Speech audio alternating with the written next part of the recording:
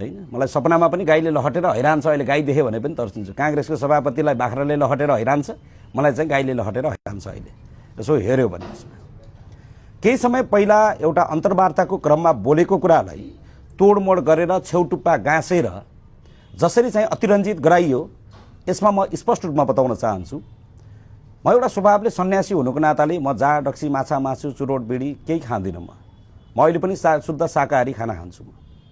म आफै पनि भेजिटेरियन हुनुको नाताले मैले गाई भैँसीको बाख्राको कुखुराको म कुनै पनि प्राणीको हत्याको पक्षमा म कहिले पनि छैन। म धार्मिक मान्छे हुँ, धर्मको मान्छे होइन। मैले सबै धर्मलाई मेरो सम्मान छ। हिन्दू होस्, क्रिस्चियन होस्, मुस्लिम होस्, बुद्धिस्ट होस्, यो संसारभरि रहेका 3000 भन्दा बढी जति पनि धर्म सम्प्रदायहरू छ, सबैप्रतिको मेरो सम्मान छ।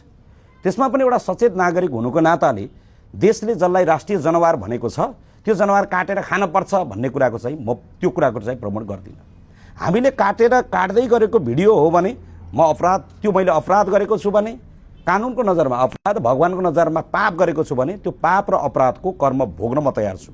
हामीले कहीँ कतै गाई काटिरहेको भिडियो छ भने हामीलाई बताउनुहोस्। गाई यसरी काटेर खानुपर्छ भनेर तरबार उड्दाउँदै हिँडेको कहीँ कतै छ भने त्यो हामीलाई बताउनुहोस्। हामी त्यो कर्म गरेर आएको हो भने त्यो हामीलाई बताउनुहोस्। मान्छे क्रान्तिको नाममा मन्दिरमा बम पड्काएर, क्रान्तिको नाममा मान्छेलाई जिउँदै भट्टीमा पोलेर, क्रान्तिका नाममा जेन्जीका छातीमा गोली ठोकेर आएका मान्छेले आफूले भाइ मारेको मुद्दा लुगाउनलाई हामीलाई गाईको आरोप लगाए, आफ्नो भाइको मुद्दा दबाउनलाई हामीलाई गाईको मुद्दा उठाइरहेका छन्।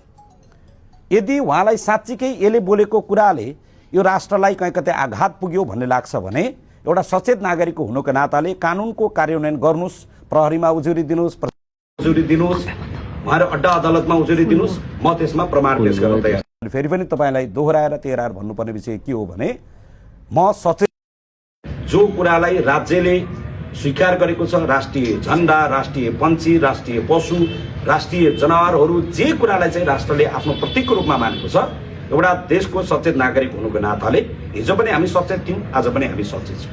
त्यसैले गर्दा हामी मासु पनि खाँदैनौँ, हामी रक्सी पनि खाँदैनौँ, हामी घुस पनि खाँदैनौँ, हामी बालुवाटार पनि खाँदैनौँ, हामी गृहबन्धु टी स्टेट पनि खाँदैनौँ, हामी व्हाइट बडी पनि खाँदैनौँ।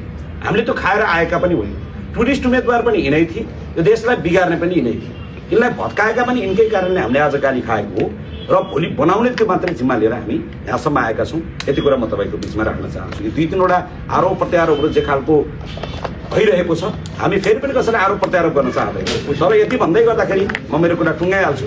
तर यति भन्दै गर्दाखेरि पनि तोडमोड गरेर जसरी बनाइए तापनि महत्त्वपूर्ण कुरा चाहिँ के हो भने तोडमोड गरेर वा जे जसरी गराइए तापनि भनिए तापनि त्यो मेरै मुखबाट बोलेको कुरा, मेरै मुखबाट सुनिएको छ भने यो कुराले कसैको सम्प्रदायमा, यो कुराले कसैको समाजमा, यो कुराले कसैको धर्ममा वा कसैको मनमा आघात पुगेको छ भने म त्यसको लागि क्षमा प्रार्थी छु।